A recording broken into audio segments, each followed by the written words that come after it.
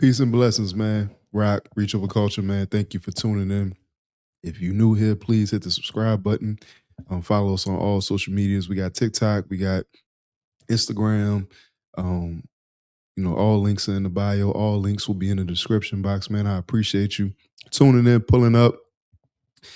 We're gonna react to the Michael movie. Me and my wife went to go see it over the weekend, and we here for a good time, not a long time. Now, I'm gonna say some things that a large part of my community is not gonna agree with, as I'm seeing how people are viewing this movie.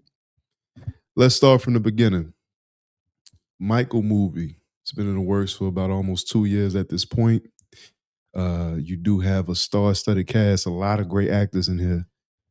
Coleman Domingo, Nia Long, Miles Teller, Michael Myers is in the movie as well. Of course, you got the newcomer Jafar Jackson, who plays Uncle Michael. I think he's Jermaine Jackson's son. This was his debut movie, but I want to start from the top of the movie.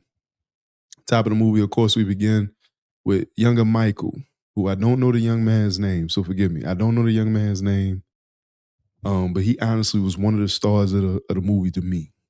He was one of the two biggest stars that shined in the movie to me. The young man who played young Jackson 5, Michael Jackson. The movie starts out him standing out the window. His kids are playing in the snow down in the trenches of Gary, Indiana. And his father quickly tells him to get back in line as they are in the middle of rehearsing. Now, this whole first act of the movie, as they get into the Jackson 5 story, it's not like the Jackson 5 movie from back in the day. The Jackson 5 movie from back in the day was an actual mini series. And if you combine that whole series, it's about a 5-hour movie. This was a 2-hour movie. So, of course, there's a lot of things that they skipped out on. The origins of the family. All the kids weren't even in the movie. Janet wasn't in the movie. I don't think Randy was in the movie. So they really focused on the boys and then LaToya. The original Jackson boys, Jermaine, Michael, Marlon, Tito, Jackie, and LaToya. That was mainly the Jackson kids that you've seen throughout the movie. And of course, they didn't really get into the origins of how the group began. You know, in that first Jackson 5 film, they didn't do any of that. They just shot straight to, they were already competing in competitions. They quickly shot over to the performance at the Apollo and getting looked at by a representative at Motown. And they didn't even really go through the whole Motown stint. They went to the first couple of singles and then boom. That was the segment of the Jackson 5. Now, of course, we see a strong presence from Coleman Domingo, who was also the other biggest star in this film, in my opinion, because it was written really for him. And two, Coleman Domingo's an amazing actor who has an amazing presence. And I think he did pretty good as Joe Jackson. Pretty much his vision and how he set up this group to be. You see a Barry Gordy, who also played by Lorenz Tate. You see Quincy Jones, who played by the cat off Insecure. I forgot his name. But they kind of tag along some of the relationships that Michael developed, like that relationship with Barry Gordy, but we only see him one time in the film. We never see him again. They kind of more focus on his relationship with Quincy Jones. But we just don't get to see a lot of the Jackson 5 upbringing in the film. And how can you? It's a 2-hour film. How can you fit all of what you've seen and all the stories you heard of the Jackson 5 in a 2-hour film, you know? But I would say roughly the first 30, 45 minutes went towards the Jackson 5. And the young man who played a young Michael Jackson, he was amazing. I believe they used their real singing voices, and he did an amazing, amazing job. I think he was the standout of this movie, even over Jafar, playing the older Michael. So that first hour, really, really strong. Some of the dialogue kind of fell flat, but it was a really strong lead up And then we finally get to Michael being an adult.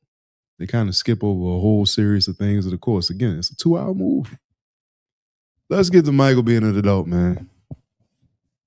Now, again, this was Jafar Jackson's debut acting gig. And for it to be your debut acting gig and for you to act as the second, arguably, in my opinion, the most second famous man behind Jesus Christ, I gotta give it to you. I wouldn't have took that role. I wouldn't have took that role for 100 mil because the amount of criticism that you stand to face. Shout out to Flex Alexander. You know what I mean? It can get nasty. So shout out to Jafar for actually wanting to take the role. I think he did a pretty good job. You could tell he prepared a lot for the role. As far as the choreography and his voice and the mannerisms and everything, it kind of it do line up with what you've seen with some of the behind the scenes as far as what Michael has done in real life. I think the dopest part about the movie was the creativity shown going into the Thriller album. They really focused on the Thriller album and the relationship with him and Joe Jackson. It seemed like that father-son tension and discrepancy and the mental and emotional control that Joe Jackson had over Michael was pretty much the basis of the movie.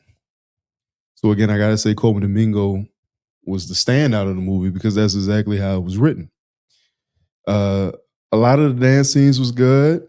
Of course, the crowd, the stadium crowds looked decent, but I wish we didn't live in an era where studios are taking so much budget cuts by putting in AI. The bubbles reveal was horrendous because Bubbles obviously looked AI. What the hell was y'all doing with Bubbles? Bubbles obviously looked AI. Nia Long was good as Catherine, but she didn't have a strong presence, right? Didn't have a strong presence. And again, Jafar did good, but you got an AI monkey. The snake looked realer than the AI than the monkey. Bubbles looked fake as hell. Okay. And again, Jafar did decent, but I felt like when it got to his sector of the movie, there was a lot of very flat, weak dialogue, a lot of talking about nothing, a lot of 5-6 sentence exchanges. The toughest exchange of the entire movie is when Catherine told Joe, "You can't whoop Michael anymore." Michael fires Joe. Joe says he gonna see the end of my belt. As a grown man, what are we talking about? In the old Jackson 5 movie, Catherine told Joe to stop whooping them kids after he found a towel in the pool. How do we get to he was threatening to put a belt to Michael's for firing him as a grown man?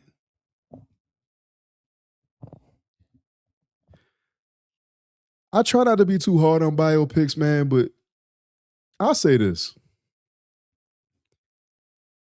It wasn't great. The movie wasn't great, but it wasn't bad. It was okay. It wasn't great, but it wasn't bad. It was okay.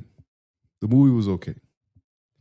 And anybody from this community that try to tell you otherwise, just haven't seen a good biopic in a while, I promise. Because it wasn't great, but it wasn't bad.